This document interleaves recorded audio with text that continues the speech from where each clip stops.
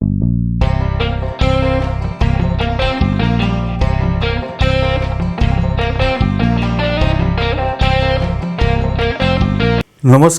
रसिक श्रोते हो, मी राजेंद्र भोसले साहित्यानंद यूट्यूब चॅनलमध्ये आपले सहर्ष स्वागत करीत आहे. विशेष मुलाखती मी तुम्हा सगळ्यांचं मनपूर्वक स्वागत करते.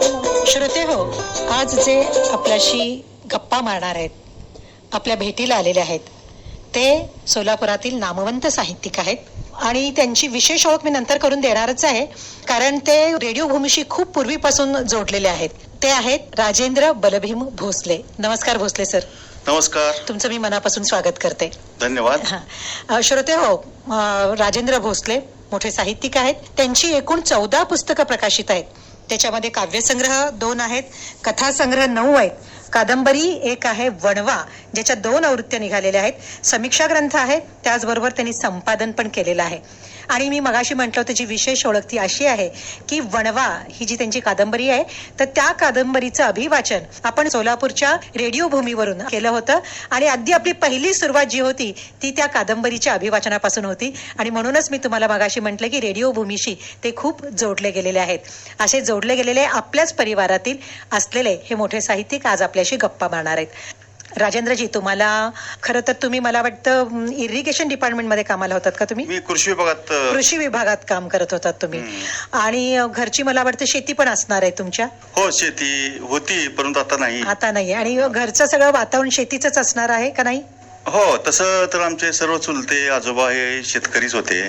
त्यामुळं आणि ग्रामीण भाग मुंडेवाडी ते माझं मूळ गाव असल्यामुळं तिथंच आमचं लहानपणी खेडेगावात गेलेलं आहे. अच्छा. त्यामुळे ग्रामीण भाषेची किंवा ग्रामीण जी संस्कृती आहे त्याची मला चांगला परिचय त्याच वेळी झालेला लहानपणी. अच्छा. आणि म्हणूनच मला वाटतं ग्रामीण कादंबऱ्या, ग्रामीण कथा यांच्याकडे तुमचा जास्त ओढा आहे. पण तरी पण मला एक विचारावं असं वाटतं की घरात शेतीचा माहोल सगळा आणि तुम्ही कृषी विभागात काम करत होतात, म्हणजे तुमचं शिक्षणही चांगलं झालेलं आहे. या सगळ्या पार्श्वभूमीवर साहित्य तुमच्या जीवनात कधीपासून आलं? हा, तसं तर साहित्याची आवड मला शालेय जीवनातच निर्माण झाली होती. बर. तसं BA असताना ज्या अभ्यासक्रमाला कादंबऱ्या असायच्या, अण्णाभाऊ साठेंची फकीरा म्हणा, बाबूराव बावलांच्या कथा किंवा पु ल देशपांडे यांचे लेख, मंगेश पाडेकरांच्या कविता, विंदा करंदीकर, यामुळं थोडंसं साहित्याकडे मी आकर्षलं गेलो. बालपणीच आकर्षलं गेलो. मला साहित्य वाचायला त्यावेळी खूप आवडत होतं. बर. आणि तसं तर लहानपणीच मला वाचनाची गोडी लागलेली आहे. साधारणतः पहिली दुसरीत असताना मी बालसाहित्य खूप वाचायचो. अरे बापरे, बर. क्या बात आहे. परीच्या गोष्टी किंवा जादूच्या गोष्टी, अच्छा, चांदोबा, किशोर हे मासिक मला खूप आवडत असायचे. बर. आणि त्या अनुषंगाने मी लहानपणीच मला तशी या अवांतर वाचनाची सवय लागलेली आहे आणि गोडी निर्माण झालेली आहे. बर. पण वाचनाची गोडी असणं आणि साहित्यिक बनणं, कारण बहुतेक सगळे लहानपणी वाचतात, म्हणजे वाचन असतं नाही असं नाही शाळेमध्ये, पण साहित्यिक म्हणून आपला प्रवास सुरू होईल किंवा त्या बालवयामध्ये किंवा शालेय काळामध्ये किंवा नंतर तुम्ही कॉलेजमध्ये असताना, मग ह्या सगळ्या पार्श्वभूमीवर कधी विचार केला होता का की आपण साहित्यिक बनू, आपण लेखक बनू, आपण काहीतरी म्हणजे छान लिहू, आपली पुस्तकं प्रकाशित होतील, असं कधी स्वप्न पाहिलं होतं का तुम्ही? नाही, तसं मला कधीच वाटलं नाही की आपण भविष्यामध्ये साहित्य लिहू किंवा स्वतःच्या कथा, कविता, कादंबरी असे वाङ्मय निर्माण करू. परंतु असे काही प्रसंग घडले की एक युवक व्यासपीठ म्हणून एक साप्ताहिक होतं. त्या साप्ताहिकात मी सहज गंमत म्हणून एक कविता पाठवली. अच्छा. आणि ती कविता प्रसिद्ध झाल्यानंतर मला खूप आनंद झाला किंवा आपले साहित्य प्रसिद्ध होऊ शकतं याचा थोडासा आत्मविश्वास निर्माण झाला. त्यामुळं मी बऱ्याच कविता लिहिल्या. अच्छा, म्हणजे आधी कवी म्हणून सुरुवात झाली तुमची?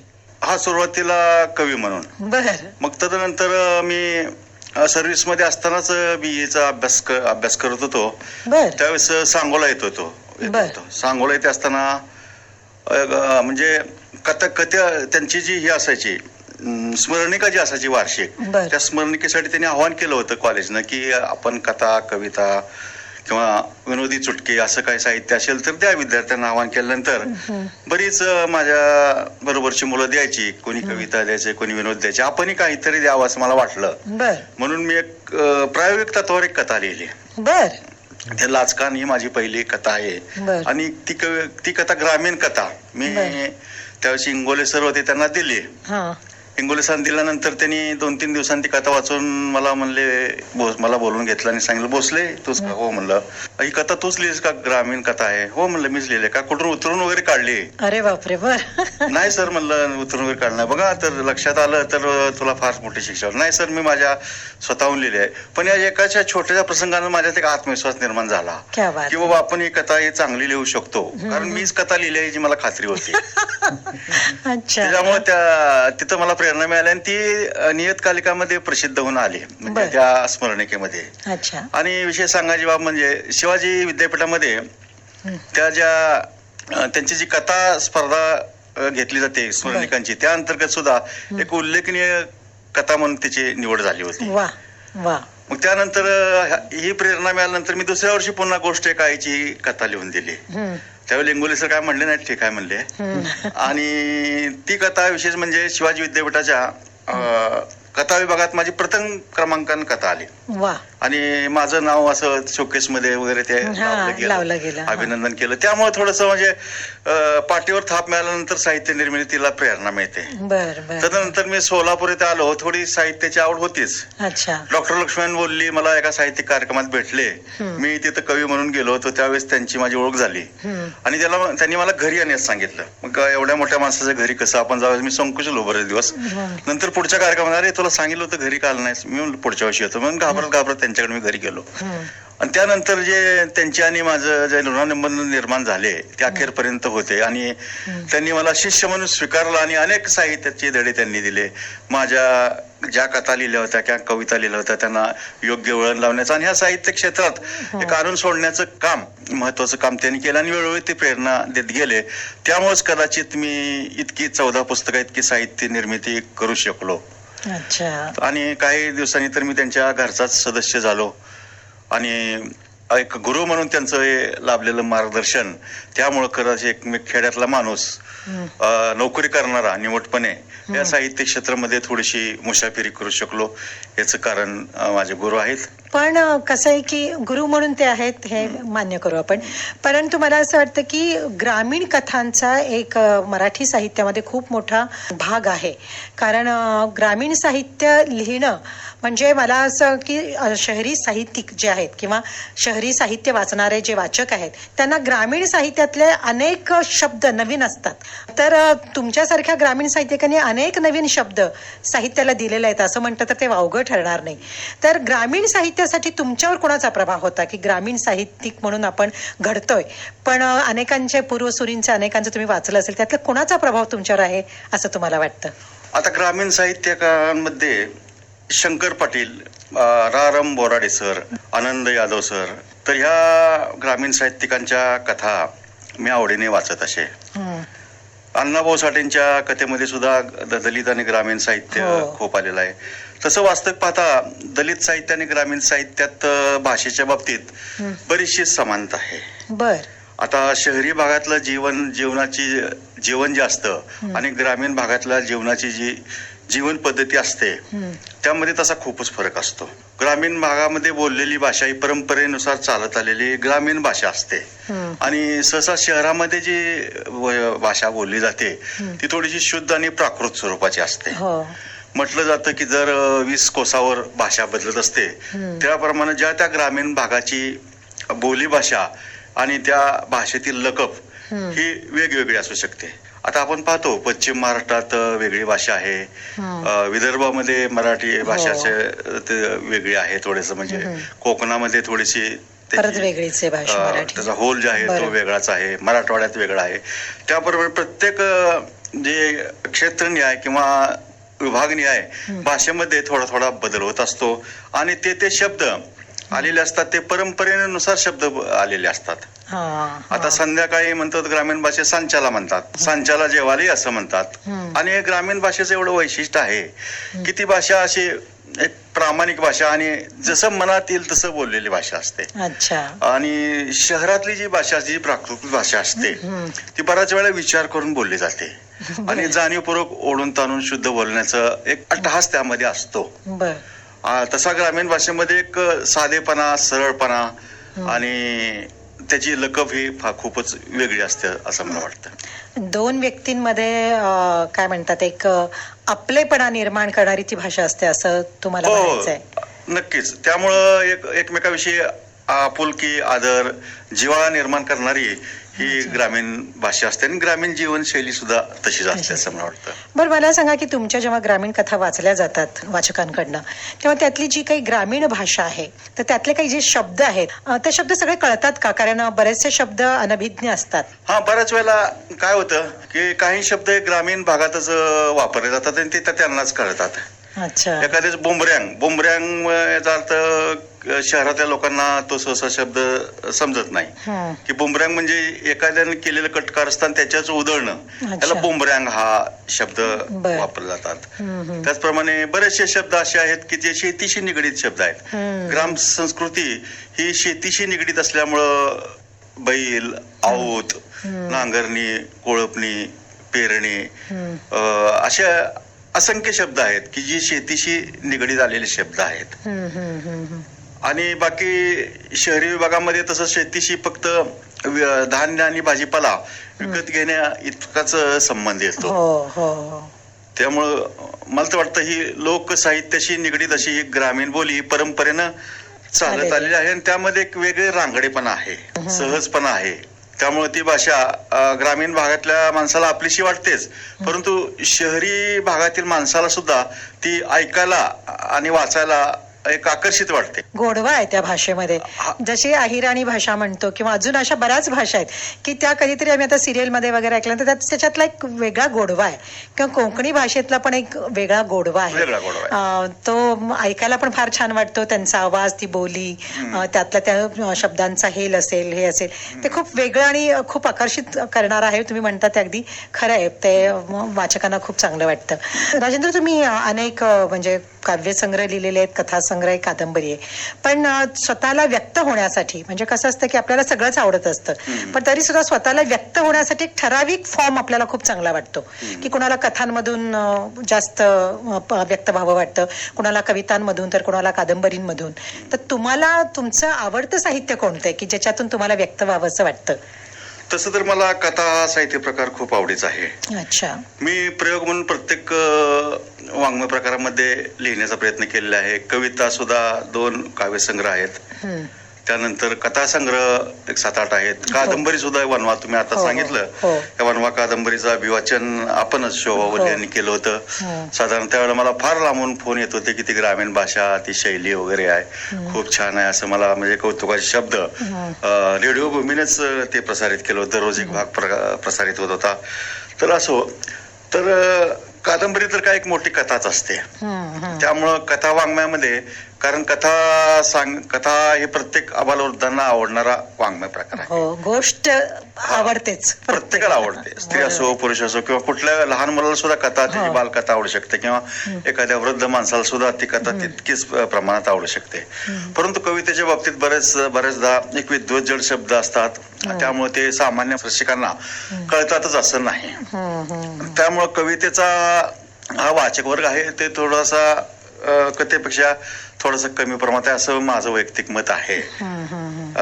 त्याप्रमाणे समीक्षेत सुद्धा थोडस मी प्रयत्न केलेला आहे.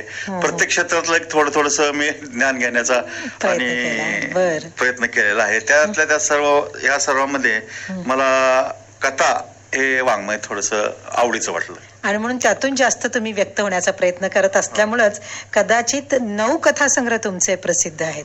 हो, 9 कथासंग्रह आहेत. याला वाचकांचा कसा प्रतिसाद मिळाला?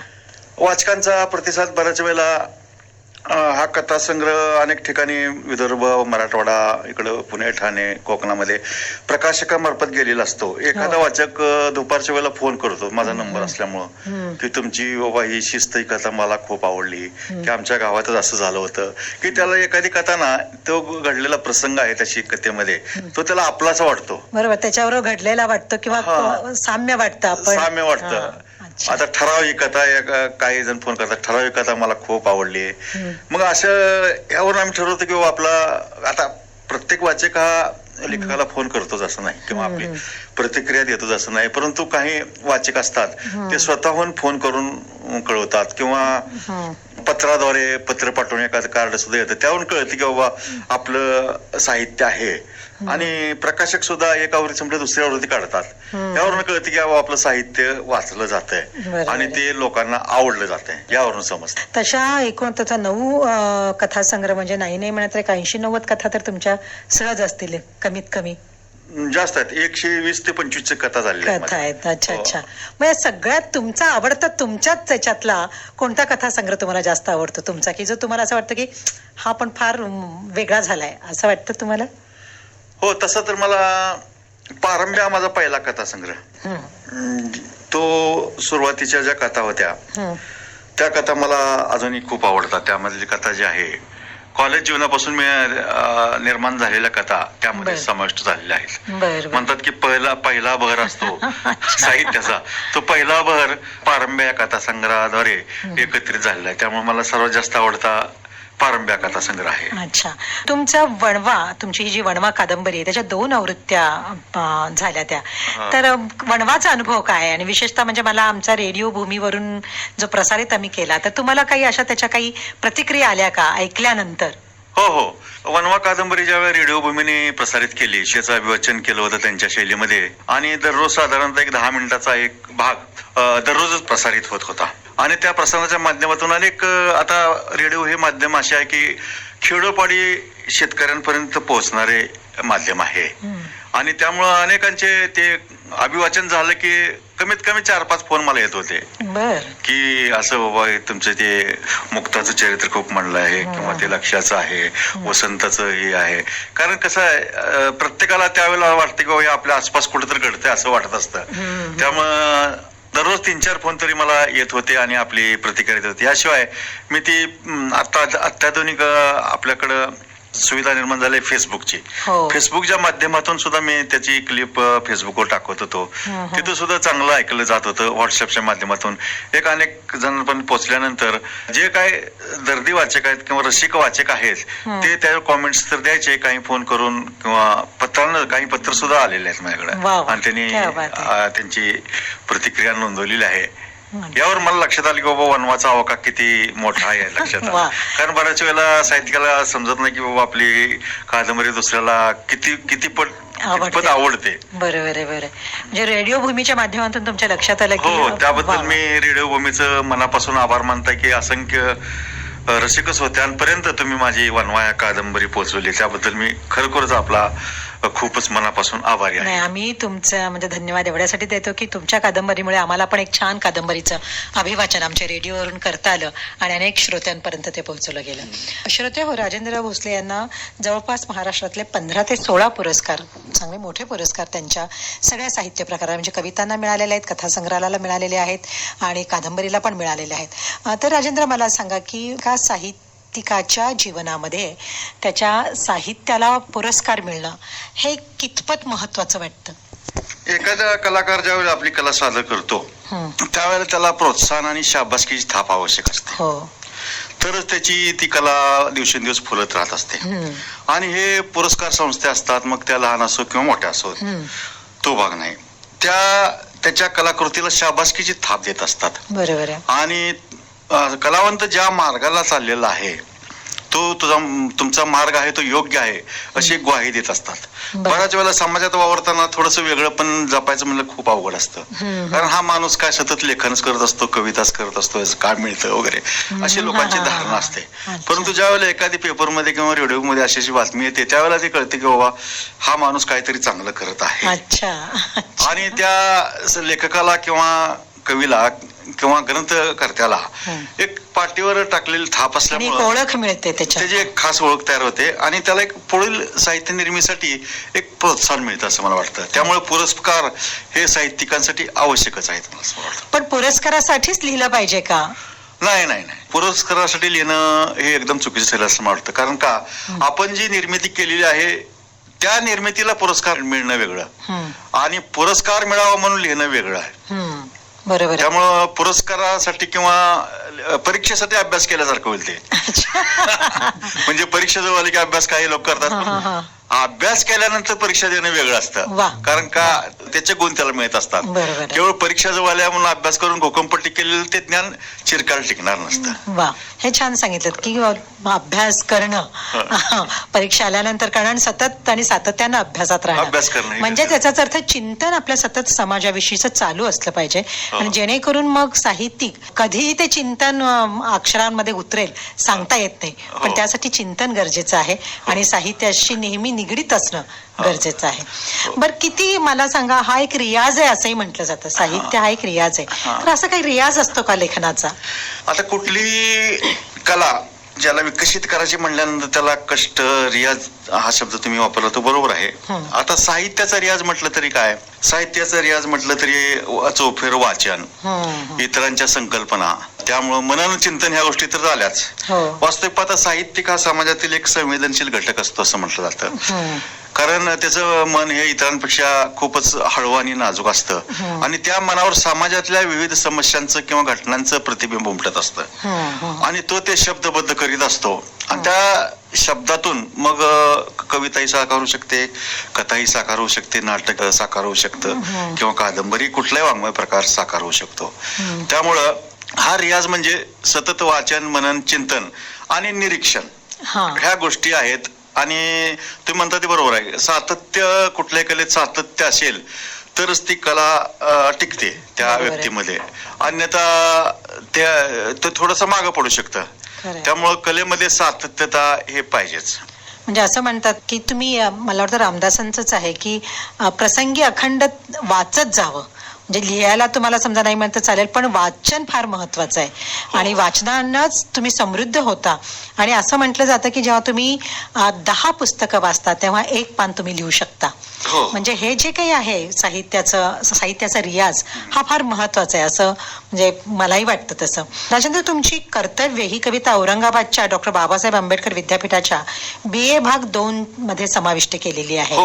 तर ती कविता आता तुम्ही म्हणू शकाल का, आहे का तुमच्याकडे ती? हो, म्हणू शकतो. सांगा ना मग ती कविता मला. हा, तर डॉक्टर बाबासाहेब आंबेडकर विद्यापीठाच्या BA भाग 2 ह्या अभ्यासक्रमात माझी ही कविता 2010 ते 13 या कालावधीमध्ये होती. तरी वडिलांविषयी प्रेम दर्शवणारी ही कविता आहे. खरं तर डॉक्टर बोल्लीसरांनी हीच कविता माझ्या ऐकल्यानंतर मला त्यांनी घरी बोलावून घेतलं होतं आणि अनेक ठिकाणी फरमाईश या कवितेत झाली होती आणि मला कवी म्हणून ओळख देण्यासाठी हीच कविता कारणीभूत ठरली असं म्हणेन मी. अच्छा, चालेल, म्हणा ना ती कविता. माझ्या कवितेचं नाव आहे कर्तव्य. परवा माझा बा माझ्याकडं आला बसला आणि म्हणाला, परवा माझा बा माझ्याकडे आला बसला आणि म्हणाला, अरे बाळा, तुझ्यासाठी नाही माझ्या नातवासाठी आलोय. सारं घर नजरेनं पीत पीत त्याच्या खोल बारीक किलकिल्या डोळ्यांची कडं पुसत म्हणाला, चांगला संसार करतोच बरं पोरा, चांगला संसार करतोच बरं पोरा, तू मला बी मागं टाकलंस, तू माझी काळजी करू नकस आणि तुझ्या मायची बी. अरे आमचं काय झालं गेलं, अजून तुझं व्हायचं जायचंय, पोरा बाळांचं सर्वच पाहायचंय. तोर कारभारीनं चहाचा कोप पुढे केला, तोर कारभारीनं चहाचा कोप पुढे केला आणि मुकाट्याच फिरली, चुलीमोर जाऊन बसली. बानं चहाचं 2 घोट कसं बस घशाखाली ढकललं, बानं चहाचं 2 घोट कसं बस घशाखाली ढकललं, तोंड पुसण्याच्या निमतानं धोत्राच्या सोगानं आसोबी टिपली स्वतःची. ते माझ्या ध्यानात येऊन म्या गैवरलो, ते माझ्या ध्यानात येऊन म्या गैवरलो, तसा बा म्हणतो कसा, तुझं तर काय चुकलं, अरे तुझं तर काय चुकलं, आजच्या पिढीला शोभल असाच वागतोस की. बाची कावरी बावरी नजर नातवांना सैरवैर शोधित होती, बाची कावरी बावरी नजर नातवांना सैरवैर शोधित होती. तेवढ्यात माझी दोन्ही पोरं बाहेरून आली आणि बाच्या कुशीत शिरून बसली. बानं दोघांचं बी पटापटा मुकं घेतलं. ते आजा नातवांचं प्रेम मी एखाद्या आरोपीप्रमाणे पाहत होतो, ते आजा नातवांचं प्रेम मी एखाद्या आरोपीप्रमाणे पाहत होतो. बा सावधून उठला, थरथरत पायथानं पायात घातली. म्या उठून बाच्या हातात काठी दिली. म्हातारपणी भाच्या हातात काठी देणं कर्तव्यच असतं की पोराचं, म्हातारपणी भाच्या हातात काठी देणं कर्तव्यच असतं की पोराचं. तसा बानं निरोप घेतला, तसा बानं निरोप घेतला. बाच्या पाठमोऱ्या छबीकडे बघत बी उसनं अवसान आणत पुटपुटलो, आबा तब्येतीची काळजी घ्या बरं, आबा तब्येतीची काळजी घ्या बरं आणि कवा बाबा येत जासच, कवा बाबा येत जासच. धन्यवाद. वा, खरंच खूप छान कविता आहे. म्हणजे आजकाल मुलांना म्हणजे शहरामध्ये मुलं नोकरी करत असतात आणि गावाकडच्या वडिलांना जवळजवळ विसरून जातात आणि आपण आपली बायको आणि आपली मुलं एवढाच संसार त्यांना वाटतो. पण ज्या संसारात तुम्ही आलात किंवा ज्यात तुम्ही घडलात त्या वडिलांना मात्र आपण विसरतो. तर अशीच ही कविता आहे. फारच सुंदर अशी तुमची ही कविता आहे. खूप निश्चितच लोकांना आवडेल. राजेंद्र, मला अजून एक प्रश्न असा विचारायचा आहे की आजकाल असं सगळीकडनंच म्हटलं जातं की वाचन संस्कृती खूप कमी झाली आहे असं म्हटलं जातं. कारण आजकाल जे प्रसार माध्यम आहेत, विशेषतः जो आपल्या हातात मोबाईल आलेला आहे, त्याच्यामधून व्यक्त जास्त होत आहेत आणि त्याच्यामध्ये गुंगून पण जास्त राहत आहेत. त्यामुळे वाचन संस्कृती कमी होती असं वाटतं. यावर तुम्हाला काय म्हणायचंय? तसं तर अवांतर वाचनाची आवड ही पूर्वीपासून तसे त्याची टक्केवारी जर पाहिली की आपली क्रमित शालेय पुस्तकं सोडून अवांतर ज्या कथा कादंबऱ्या कविता आहे वाचनाचं प्रमाण तसा हा वर्ग तसा कमीच आहे पूर्वीपासून. पण अलीकडे आता अनेक पुस्तकं, हजारो पुस्तकं दरवर्षी निर्माण होत आहेत. मला तर वाटत नाही की पूर्वीच्या आणि आता वाचन संस्कृतीमध्ये म्हणजे कमी झाले असेल असं वाटत नाही.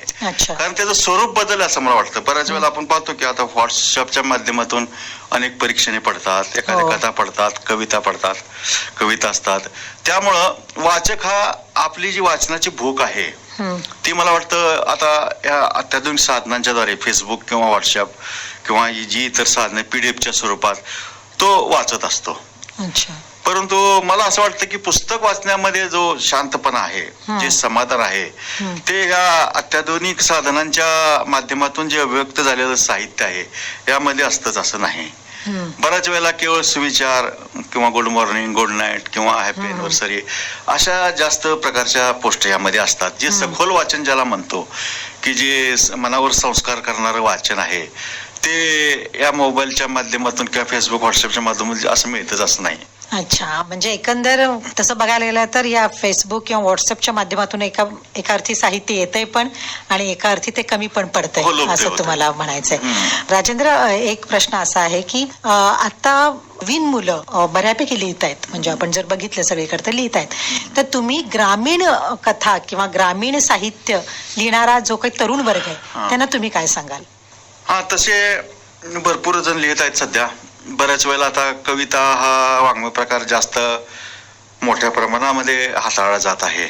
कारण ते 12 ते 14 ओळीची कविता असते आणि त्यामुळं आणि कथा आणि कादंबरी लिहिण्यासाठी खूपच मोठी बैठक असावी लागते. हा झाला वेळेचा प्रश्न. परंतु जे चिंतन आहे समाजातलं ते चिंतन सविस्तरपणे मांडण्याचं कष्ट घ्यावे लागतात. तसे कष्टही नवीन पिढीने घेतले पाहिजे असं मला वाटतं. कारण बऱ्याच वेळेला एक उथळ अभिव्यक्ती बऱ्याच वेळेला आढळून येते की कॉपी पेस्ट 4 ओळी इकडच्या 4 ओळी इकडच्या, त्यामध्ये काही अर्थ राहणार नाही. तर जी मूळ निर्मिती आहे साहित्याचा झरा मोजचाच खरा जो म्हटलं जातं, तो समाजातील समस्या एकत्रित करणे आणि त्या आपल्या शैलीमध्ये लोकांना आवडतील अशा भाषेत मांडणे, ही जी कला आहे ती आत्मसात करणे गरजेचं आहे.